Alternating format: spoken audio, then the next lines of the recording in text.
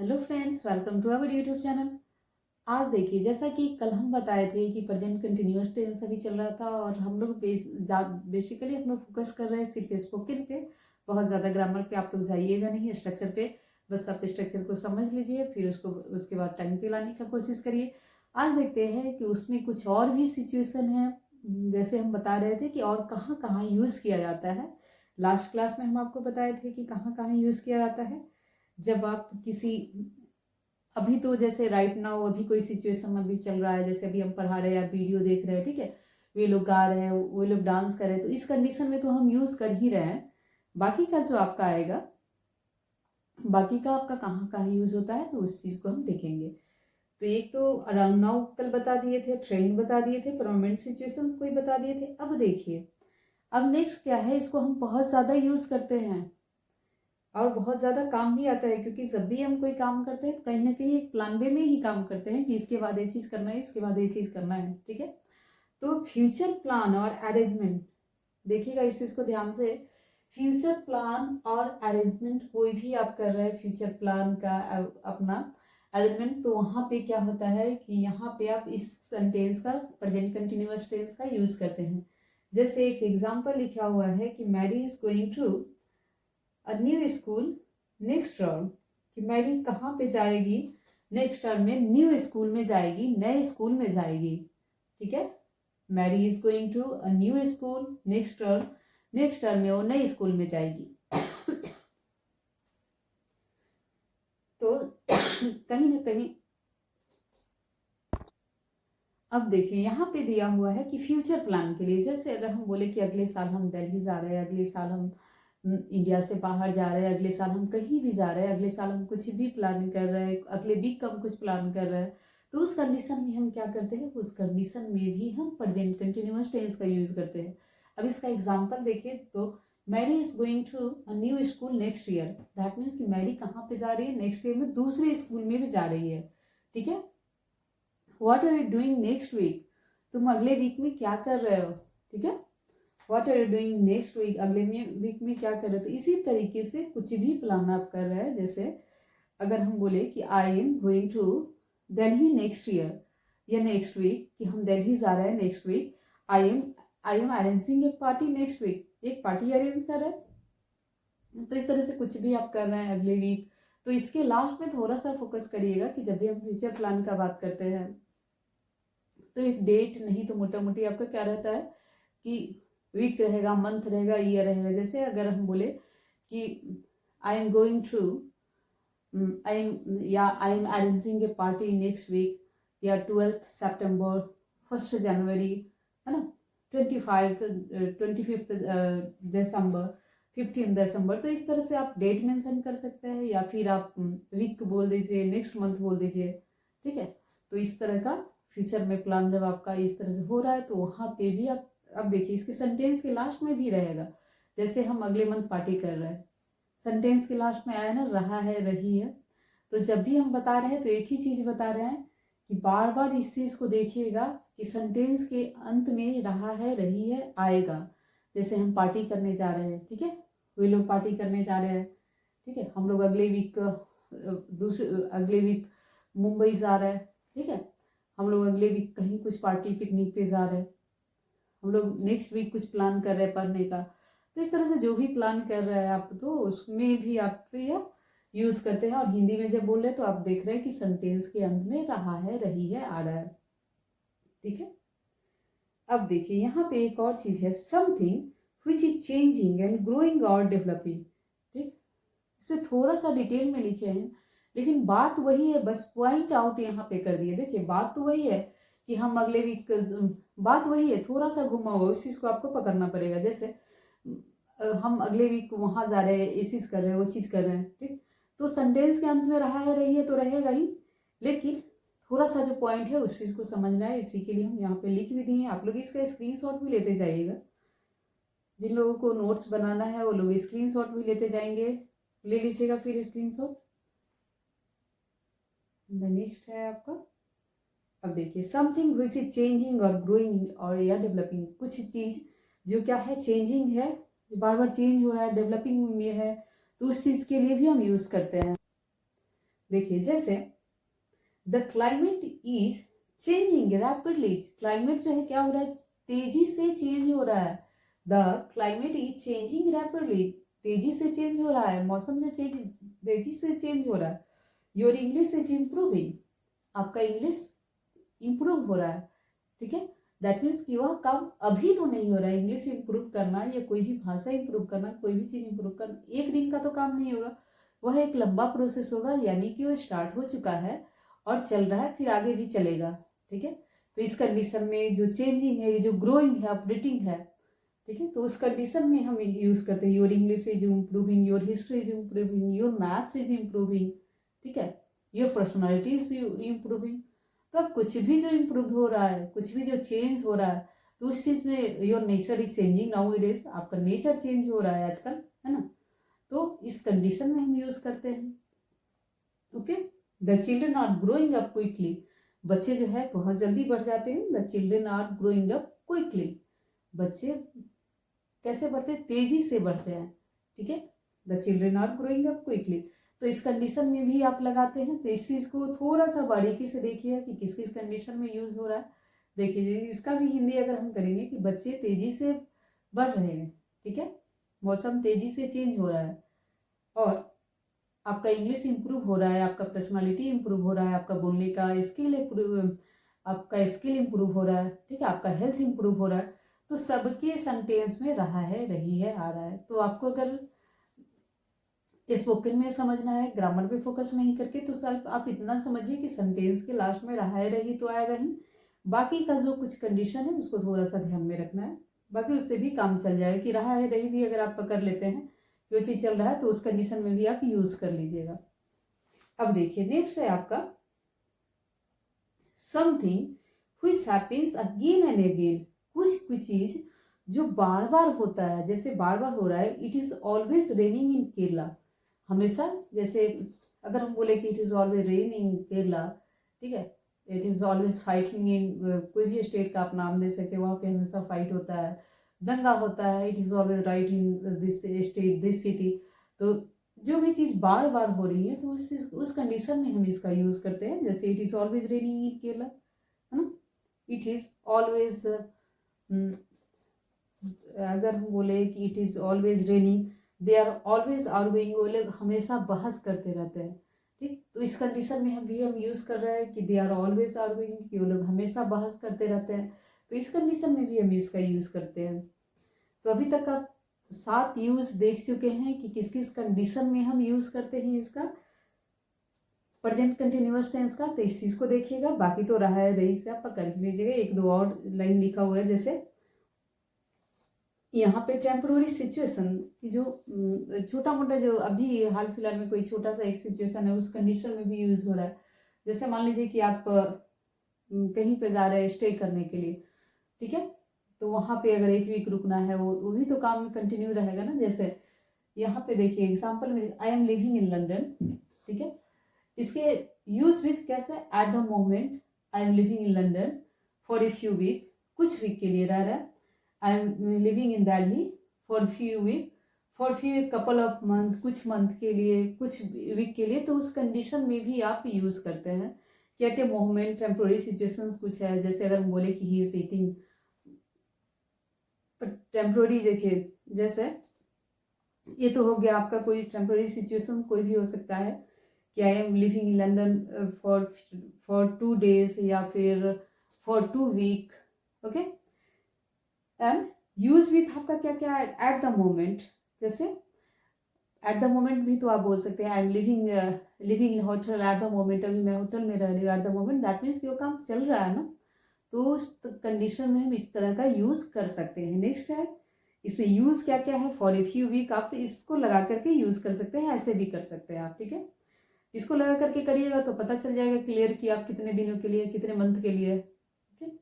Next क्या है कि टेम्पोररी कोई हैबिट है जो हाल फिलहाल में आपका कुछ दिनों से हैबिट बन गया है। जैसे he is eating a lot of this days, ठीक है, वह आजकल बहुत खा रहा है। He is eating a lot this days, वह आजकल बहुत खा रहा है। Use with eight the moment, this days. Temporary habit को किस चीज में बताइएगा, जैसे he is laughing a lot this days, वो आजकल बहुत हंस रहा है, ठीक है। He is arguing a lot this, उसका वो हैबिट बनते जा रहा है, ठीक है। कोई भी हैबिट हो, his he is working in the 6 AM morning, तो इसका हैबिट बन गया, तो उस कंडीशन में हम यूज़ कर लेंगे दिस डेज की। वो आजकल सुबह में नहा रहे हो, उसके सुबह में ब्रश कर रहा है, उसको रात में भी ब्रश कर रहा है। तो इस तरह से कोई भी हैबिट आपको बताना हो तो वहाँ पे भी आप यूज़ कर सकते हैं, ठीक। और सबसे आसान जो बता रहे हैं बार बार वही हिंदी से आप पकड़ लीजिएगा। देखिए इसका भी हिंदी, वो आजकल बहुत ज़्यादा खाना खा रहा है, ठीक है, वो आजकल बहुत ज़्यादा हंस रहा है, ओके। अब जैसे इरिटेटिंग हैबिट कोई हुआ तो उसमें भी हम यूज़ करते हैं, जैसे you are forever losing your keys, जैसे तुम हमेशा की को क्या करते हो, खो देते हो, तो उसमें यूज विथ ऑलवेज या फॉर एवर या कॉन्स्टेंटली। जैसे कोई इरिटेटिंग हैबिट हो ना, तुम हमेशा ऐसा करते हो, तुम हमेशा चिल्लाते रहते हो, तुम हमेशा ये चीज़ कर रहे हो, तुम हमेशा वो चीज़ कर रहे हो, तो कोई भी इरिटेटिंग हैबिट जो तुम हमेशा हल्ला कर रहे हो, तुम हमेशा शोर शोर कर रहे हो, तो ये सब जो इरिटेटिंग हैबिट हुआ तो उस चीज़ के लिए भी हम इसका यूज़ करते हैं। तो वही चीज़ यहाँ पे दिया गया है कि you are forever losing your keys, है ना।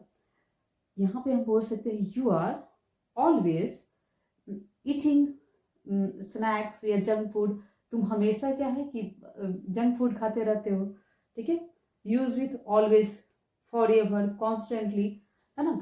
उसको हम किस चीज़ के लिए हम यूज़ कर सकते हैं, जैसे तुम हमेशा ऐसा करते हो, जैसे कोई इरिटेटिंग हैबिट होता है तो हम लोग इसी तरीके से बोलते हैं ना, तो हमेशा इस काम को कर रहे हो, है ना, हमेशा परेशान कर रहे हो मुझे, तो इस तरह की कंडीशन में हम यूज़ करते हैं। लगातार बोलते हैं कि कॉन्स्टेंटली, लगातार इस तरह से, और हमेशा कर रहे हो, ऑलवेज कर रहे हो, इस तरह से हम यूज़ करते हैं। अब देखिए ये तो हो गया मेरा अभी तक का कि कहाँ कहाँ यूज़ करना है, इन चीज़ों को आप समझ गए।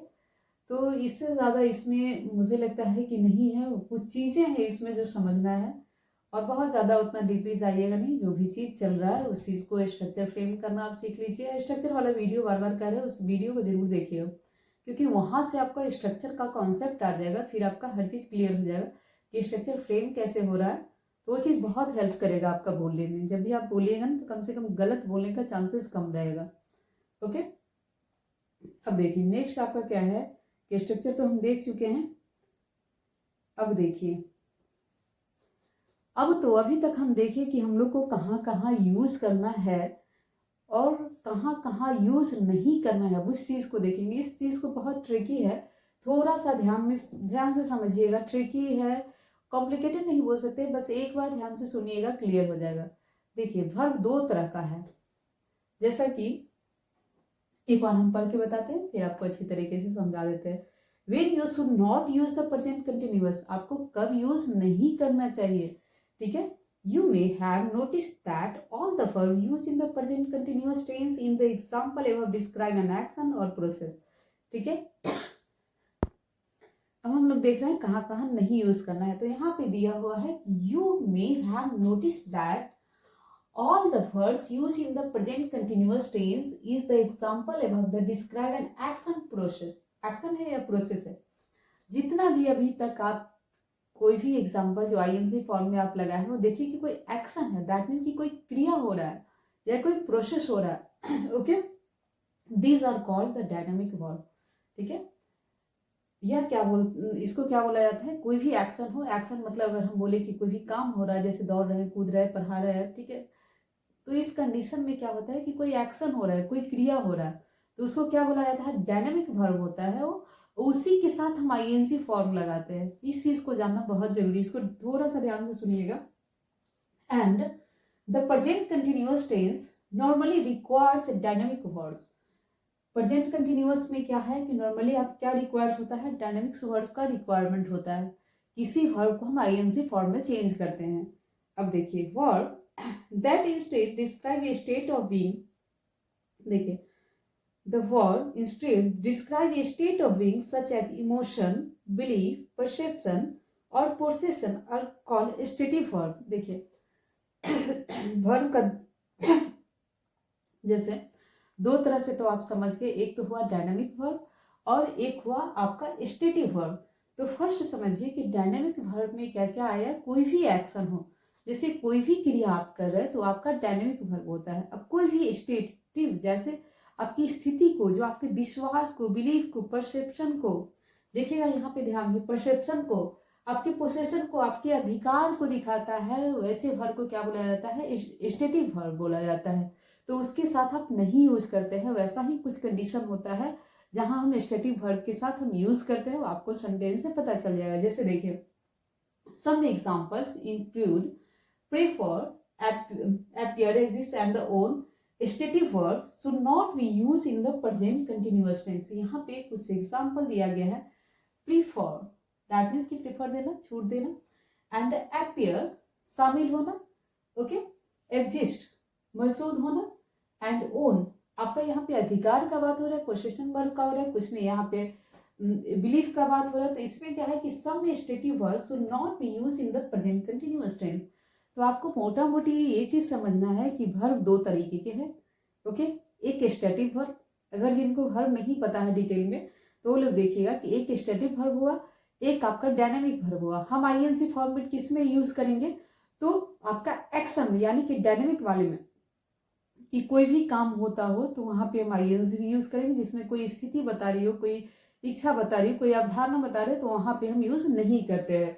जैसे नेक्स्ट आप देखिएगा कि आई एम बिलीविंग, यहाँ पे विश्वास का बात हो रहा है, कि स्थिति का बात हो रहा है, कि आपका अवधारणा क्या है, आपका कॉन्सेप्ट क्या है, परसेप्शन क्या है आपका, ठीक है। तो आई एम बिलीविंग नहीं होगा, this is a wrong sentence. That love at first sight is existing, की प्रेम जो है फर्स्ट साइट में होता है, मौजूद है। तो यहाँ पे आई एम बिलीविंग नहीं होगा, क्योंकि आपको बताया कि सब भर में नहीं लगेगा आईएनजी। तो इस चीज का पता होना चाहिए। अदरवाइज आप क्या करिएगा, जैसे ही हिंदी वर्ब सुनिएगा वैसे ही आप क्या करिएगा, वैसे ही आप यूज कर दीजिएगा कि अच्छा ये तो हिंदी वर्ब है, यहाँ पे हम आराम से यूज कर लेते हैं, रहा है रही है देख करके आप आईएनजी लगा दीजिएगा। तो नहीं, वहां पे आपको आईएनजी नहीं लगाना है। वही चीज यहाँ पे कहा जा रहा है कि वहां पे आपको आईएनजी नहीं लगाना। तो एक बार फिर से ध्यान से सुनिएगा, इस चीज को हम बार बार रिपीट कर रहे हैं। वर्ब दो तरीके के हैं, एक स्टैटिक जिसमें आपका कोई जैसे मेंटल स्थिति दिखा रहा हो, आपका परसेप्शन दिखा रहा हो, ओके। तो उस कंडीशन में आप स्टैटिक वर्ब में आप वहां पे पोसेशन दिखा रहा हो, जैसे यह ओन का ओनिंग नहीं होगा, ओके, तो पोसेशन दिखा रहा हो। वैसे वर्ब में आप क्या करिएगा कि आईएनजी नहीं लगाइएगा, ओके। कुछ कंडीशन होगा, उसका भी अपवाद होगा, एक्सेप्शन होगा, वहां पे आप यूज करिएगा, जैसा कि अभी आएगा, कुछ सेंटेंसेस में पता चल जाएगा। लेकिन जो मोस्ट ऑफ द वर्ब उस पर नहीं यूज होगा, और डायनामिक वर्ब में ही यूज होगा आईएनजी फॉर्म। कुछ ऐसे केसेस आएंगे जहां पे हम यूज करेंगे स्टैटिक वर्ब में भी आईएनजी फॉर्म में, बाकी सब में नहीं करेंगे। अब देखते हैं, जैसे verb that instead describe a state of being such as emotion. देखिएगा यहाँ पे, ये तो हो गया कि स्टैटिक वर्ब में कौन कौन सा है, इमोशन आपका हो रहा है। जैसे इमोशन में अगर हम बोले कि वांट, आई वांट, जैसे अगर हम बोले आई वांट कॉफी, मुझे कॉफी चाहिए, आई वांट वाटर, ठीक है। तो यहाँ पे क्या है आपका, क्या चीज आपका इमोशन बता रहा है क्या, आई वांट दिस थिंग्स। तो ये इमोशन में तो आई वांटिंग यहाँ पे नहीं होगा, नीड, दैट मीन्स आपकी जरूरत को दिखा रहा है, नीड भी एक वर्ब है, तो यहाँ पे हम नीडिंग नहीं लगाएंगे, बिलीव, विश्वास करना, बिलीविंग नहीं लगाएंगे, ठीक है। तो आते हैं कुछ देखते हैं, जैसे एक सेंटेंस यहाँ पे बनाया गया है, इस चीज को देखिए फिर आपका क्लियर हो जाएगा। दो तरीके का वर्ब आया, एक में लगेगा, एक में नहीं लगेगा। किस में नहीं लगेगा वो आपका क्लियर होगा कि स्टैटिक में नहीं लगेगा, डायनामिक में लगेगा। डायनामिक क्या होता है कि एक्शन में कोई भी क्रिया आ रहा है तो उसको डायनामिक वर्ब बोला जाता है। स्टैटिक जब कोई भी स्थिति को दर्शा रहा है तो स्टैटिक होता है। क्लियर है। जैसे I am believing that love at first existing, कि मैं विश्वास करती हूँ, कि बिलीविंग नहीं होगा तो आई बिलीव दैट, मैं विश्वास करती हूँ, ठीक है। अब देखिए, आई ओन मेनी बुक्स, ठीक है, तो आई ओन मेनी बुक्स, ठीक। तो यहाँ पे क्लियर हो गया कि आई ओन मेनी बुक्स। अब देखिए, note that some verb can be either stative और डायनेमिक्स, ठीक है। तो सम वर्ब यहाँ पे हम बताए थे, पहले ही कंडीशन बताए थे कि कुछ वर्ब का यूज किया जाएगा ऐसे कंडीशन में जो या तो वह स्टेटिव होगा, dynamic, depending on the specific sense in the which they are use, उस सेंस पे डिपेंड करेगा, ओके। जैसे कुछ वर्ब ऐसे आएंगे कि वहां पे सेंस पे डिपेंड करेगा कि आप आईएनसी लगाइए, स्टैटिक होने के बावजूद भी, कि आप स्टैटिक में यूज कीजिए या डायनामिक में यूज कीजिए, ओके। तो वही चीज कर रहा है। For example, the verb think may describe a fixed opinion or belief which case it's stative. देखिए जब हम फिक्स्ड ओपिनियन की बात करेंगे तो वहां पे जैसे एक एग्जांपल लिया गया है यहाँ पे एक वर्ब का, थिंक का, सोचने का, तो यहाँ पे थिंकिंग भी हो सकता है, ठीक, लेकिन किस कंडीशन में होगा उसको देखना है। जैसे I think about going for a bike ride at a weekend, ठीक है, आई थिंक अबाउट, ये नहीं होगा, I am thinking, I am thinking about, मैं सोच रही हूँ, going for a bike ride at that weekend, कि हम वीकेंड पे बाइक राइड पे जाएंगे, तो आई एम थिंकिंग हो जाएगा इस कंडीशन में, आई थिंक यहाँ पे नहीं होगा। तो इस बारीकी को बहुत ध्यान से सुनिए, सोचिएगा। अब तो आप सोचिए कि सोचना एक स्टैटिक वर्ब है, यहाँ पे क्यों यूज हुआ, क्योंकि यहाँ पे आपका क्या है, आई एम थिंकिंग, मैं सोच रही हूँ, तो यहाँ पे क्या कह रहा है, वही कि verb think may describe a fixed opinion और believe in which case it's stative और ए प्रोसेस ऑफ थॉट और consideration in which case it's dynamic, ठीक है। एक्शन का बात हो इस सेंस में आप इसको यूज करिएगा, प्रोसेस ऑफ थॉट और कंसिडरेशन, कि अगर प्रोसेस ऑफ थॉट का बात हो रहा है ना, यहाँ पे सोचने का बात हो रहा है, कि वही चीज को यहाँ पे बताया गया है कि थिंक को हम कब थिंकिंग यूज करेंगे, जब एक प्रोसेस ऑफ थॉट में सोचने का बात हो, नॉर्मली सोचने का बात हो, एक फिक्स्ड ओपिनियन का बात नहीं हो, फिक्स का बात होगा, वहां पे आप क्या करिएगा, थिंक का बात करिएगा। यहाँ पे नॉर्मल थॉट प्रोसेस का बात करें, कंसिडरेशन का बात कर रहा है, तो उस कंडीशन में हम थिंकिंग का यूज करते हैं। जैसे कि हम सोच रहे हैं कि हम बाइक राइड करें नेक्स्ट अगले वीकेंड में या इस वीकेंड में, तो यहाँ पे एक नॉर्मल थॉट प्रोसेस है, तो उस कंडीशन में हम थिंकिंग लगाएंगे। ओके, यही चीज को यहाँ पे कहा गया है। तो अभी देखिए कि दो तरीके का वर्ब है, किस तरीके से वर्ब में क्लियर होगा, तो इस चीज को बहुत अच्छे तरीके से करिएगा। नहीं तो आप जब भी सोचिए कि हम सोच रहे हैं, हम चाह रहे हैं, ठीक है, तो आई एम वांटिंग लगा दिया, आई एम वांटिंग नहीं होगा, आई वांट दैट, हम यह चाहते हैं कि, या हम चाह रहे हैं कि, वहां भी यही मीनिंग होगा, हम चाह रहे हैं कि आप यहाँ से जाए, I want that you can go from here, अब यहाँ से जा सकते हैं, ठीक है, तो आपका हिंदी मीनिंग वही होगा, हम चाह रहे हैं कि आप यहाँ से जाए, I want that you can go from here, अब कि या you go from here, okay, तुम यहाँ से जाओ, ठीक है, आप यहाँ से जा सकते हैं, तो हम यह चाह रहे हैं, तो आई वांट दैट, हम यह चाह रहे हैं कि आई एम वांटिंग नहीं होगा, आई एम नीडिंग नहीं होगा, आई नीड सम, एक ग्लास ऑफ वाटर, मुझे एक ग्लास की जरूरत है, आई एम नीडिंग नहीं होगा, है ना, तो आई नीड, ओके। तो इस चीज पे ध्यान दीजिएगा कि अगर जरूरत हो रही है तो उस कंडीशन में आई नीड इस तरह से यूज होगा और कहाँ पे यूज होगा। तो होप ये क्लियर हो गया होगा टॉपिक, क्योंकि ये टॉपिक बहुत इंपॉर्टेंट है। जब भी आप आईएन से फॉर्म करते हैं तो आपको पता होना चाहिए किस किस कंडीशन में होगा। अब देखिए यहाँ पे अब कुछ एग्जाम्पल है, एग्जाम्पल को देखेंगे, उससे पहले एक छोटा सा और चीज है जिसको हम देख लेते हैं। ओके, एग्जाम्पल से पहले अभी ढेर सारे एग्जाम्पल करेंगे, उससे पहले है यहाँ पे कॉन्ट्रैक्शन फॉर्म देखिएगा। जैसे आई एम, आई के साथ एम लगता है ना, तो आई के बाद ए को यहाँ पे हटा दिया गया है, ठीक है, स्टॉपिस एस लगा करके यहाँ पे ए को हटा दिया गया है, ओनली एम को छोड़ा गया है। यू आर में ए को हटा दिया गया है, एक लेटर को हटा दिया गया है, फिर आर ई लगाया गया है। फिर नेक्स्ट है दे आर को शॉर्ट में कैसे बोलेंगे, कॉन्ट्रैक्शन फॉर्म में कैसे बोलेंगे, उस चीज को देखिएगा, क्योंकि बोलचाल में बहुत ज्यादा यूज होता है। दे आर का ए हटा दिया गया है, यहाँ पे ही इज में आई हटा दिया गया है, सी इज में आई हटा गया है, यहाँ पे फिर नेक्स्ट है इट इज को इट में फिर आई हटा गया, दैट मीन्स कि एक एक लेटर हट गया है। तो इस चीज को हम बोलेंगे कैसे, उस चीज को आप देखिए शॉर्ट में, जैसे आपको बोलना हो यहाँ पे, जैसे कि I am going to market, I am going to market, इसको शॉर्ट में बोले I am going to market. The next है आपका you are dancing, okay, you are dancing, ठीक है, यू आर डांसिंग, इसको हम क्या प्रोनाउंसिएशन करेंगे, योर, ध्यान से देखिएगा, your, that means you are कैसे बोलेंगे, योर। नेक्स्ट है आपका we are, where, okay, and the next है आपका दे आर, तो उसको क्या बोलेंगे, देयर, जैसे THERD का देयर का प्रोनाउंसिएशन सेम रहता है, जैसे THERD होता है, THEIR होता है, उसी तरह से यहाँ पे भी ये उस प्रोनाउंसिएशन सबका यहाँ पे एक ही है, ओके। तो इस चीज को ध्यान में रखिएगा, यहाँ पे सारे का प्रोनाउंसिएशन सेम है, देयर, ठीक है, तो वही प्रोनाउंसिएशन होगा जैसे they are going to market, वे लोग मार्केट जा रहे हैं, they are purchasing something, they are purchasing vegetables, they are arranging a party tomorrow, ये लोग पार्टी अरेंज कर रहे हैं कल, ठीक है।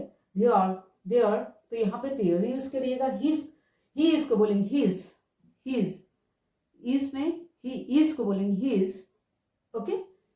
he is going to market, he is going to